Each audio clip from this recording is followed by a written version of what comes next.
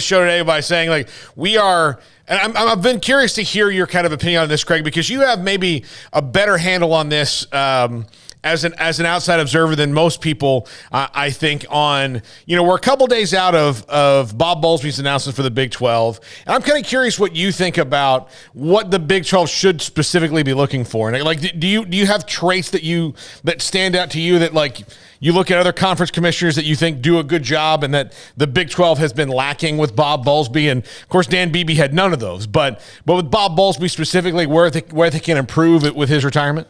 I'd love to be able to say I've broken down other college commissioners, but, I've probably talked more about college commissioners in the last couple of weeks than in my whole career, quite frankly. So, it's not something that, as much as we cover college athletics, I don't necessarily often find myself in the weeds of some of the political backdoor type of stuff. And this is not that exactly. I mean, it will eventually be to some extent. There are going to be politics involved, but no, man, I mean, there's nothing like, I wish he had this from Greg Sankey and this from Kevin Warren or from even older commissioners.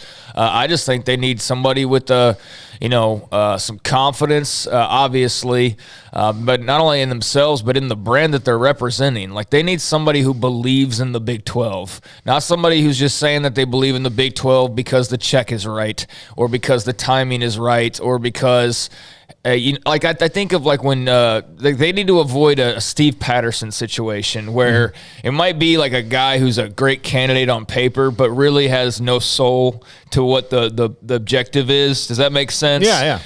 He was just kind of there for a paycheck and to spend money and to be the center of attention. And I don't want to see the commissioner all the time. I don't want him to become a guy that we regularly see. I think he should speak when necessary and not too much outside of that, and kind of let the rest of it be handled by the schools themselves, but interject himself when need be. But no, we don't need to be talking about whoever this new guy is a lot. I agree with you there. I don't want another. We already have a Greg Sankey. Yeah, we already had a Jim Delaney, and Kevin Warren is not Jim Delaney. I mean, he's different, but he kind of gets to take over and ride the wave of a conference that has just a lot of clout and power. Whereas whoever takes over for Bob Bowlsby is taking over a conference that, even before Bob Bowlsby, since day one, has been tumultuous. Yeah. The foundations of the very league are built on me, and not us, which is why the SEC works, because they know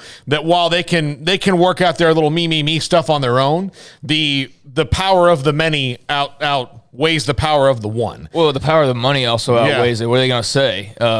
We need more money?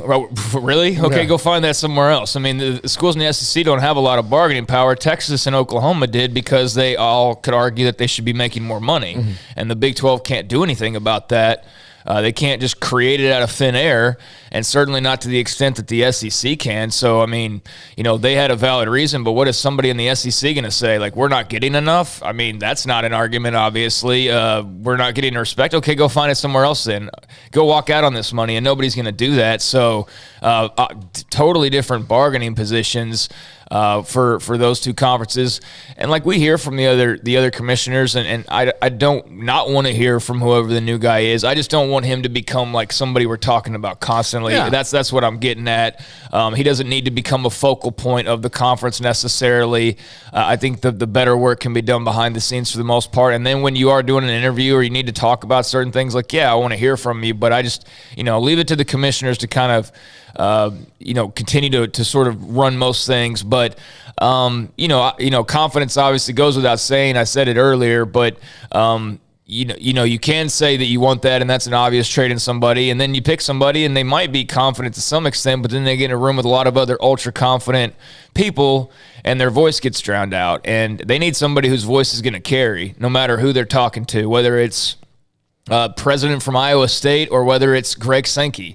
They need to be able to slam their fist on the table when it comes to the Big 12 and what it's best for, or what's best for the Big 12, and be able to not only be able to put that out there, but be able to back it up and be able to stand his or her ground. I want somebody who's going to fight for the conference. Basically, that's what it's going to whittle down to. Somebody who's got the right interest in mind, which is what goes back to, I don't want to see you all over the place because it's about you. And somebody who's going to fight, and somebody who knows, the the history of this conference and knows what this region's about and what these schools' histories are about, and understand that, for Baylor and TCU and Oklahoma State and Texas Tech and basically all these schools that are left over, they have been treated like the adopted kids or this redheaded stepchild, or whatever phrase you want to use.